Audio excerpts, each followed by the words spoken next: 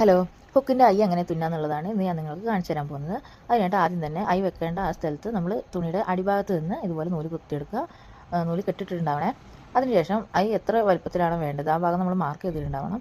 ആ ഒരു വലുപ്പത്തിൽ ഇതേപോലെ നമ്മൾ ആദ്യം നൂല് വലിച്ച ഭാഗത്തേക്ക് തന്നെ ഒന്നുകൂടി കുത്തിയെടുക്കുക. എന്നിട്ട് ആ സൂചി അതുപോലെ തന്നെ അവിടെ വെക്കുക. അതിനുശേഷം ഈ ഭാഗം ഉപയോഗിച്ചിട്ട് ഇതുപോലെ ഓരോരോ കെട്ട് നമ്മൾ ഇട്ട് കൊടുക്കുക. അതെങ്ങനെയാണ് ഇടുന്നതെന്ന് കാണാൻ വേണ്ടിയിട്ടാണ് ഞാൻ ഇത്ര ക്ലോസ് ആയിട്ട് കാണിക്കുന്നത്. ശ്രദ്ധിച്ച് നോക്കിയാലേ നമുക്ക് കൺഫ്യൂഷൻ വരുന്ന ഒരു രീതിയാണ് ശരിക്കും. പക്ഷേ ഇത് പഠിച്ചെടുത്താൽ വളരെ ഈസിയിൽ നമുക്ക് ചെയ്യാനും പറ്റും.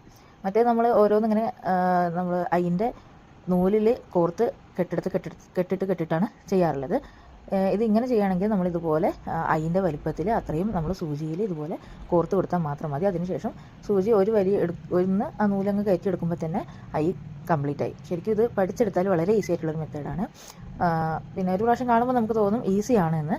പക്ഷേ എങ്കിൽ പെട്ടെന്ന് നമുക്കത് പഠിച്ചെടുക്കാൻ പറ്റില്ല. നമ്മളൊരു 1-2 പ്രാവശ്യമെങ്കിലും ഒന്ന് ചെയ്ത് നോക്കിയാലോ കറക്റ്റായിട്ട് നമുക്ക് കിട്ടുള്ളൂ. അല്ലെങ്കിൽ നമുക്കത് പെട്ടെന്ന് അങ്ങ് ചെയ്യാനും പറ്റില്ല. എന്നാലത് നമ്മളൊന്ന് 2 പ്രാവശ്യം ശ്രമിച്ച് ഒന്ന് ചെയ്ത് നോക്കിയാൽ നല്ല ഈസി ആയിട്ടുള്ളൊരു മെത്തേഡുമാണിത്.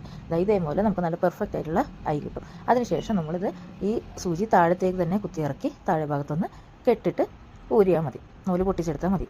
ഇത് വളരെ എളുപ്പമാണ് ഒന്ന് പഠിച്ചെടുത്താൽ. അപ്പോൾ എല്ലാവരും ഒന്ന് ശ്രമിച്ച് നോക്കണേ. അതുപോലെ തന്നെ ഇനി ഹുക്സ് വൃത്തിയിൽ തുന്നാൻ അറിയാത്തവരുണ്ടെങ്കിൽ ഇതിൻ്റെ താഴെ തന്നെ ഞാൻ ഹുക്സ് നല്ല വൃത്തിയായിട്ട് തുന്നുന്നത് എങ്ങനെയെന്നുള്ള വീഡിയോയും കൂടി കൊടുക്കുന്നുണ്ട്. അത് ആവശ്യമുള്ളവർ ആ വീഡിയോയും കൂടി ഒന്ന് കണ്ടു നോക്കിക്കോളൂ. ഇതുപോലുള്ള ടിപ്പുകളും ട്രിക്കുകളൊക്കെ യൂസ്ഫുൾ ആണെങ്കിൽ ഈ ചാനലൊന്ന് ഫോളോ ചെയ്യാനും വീഡിയോ ലൈക്ക് ചെയ്യാനും അതുപോലെ തന്നെ ഷെയർ ചെയ്യാനും മറക്കല്ലേ. മറ്റുള്ളവർക്ക് ഒരു ഉപകാരമായിരിക്കും. Thank you.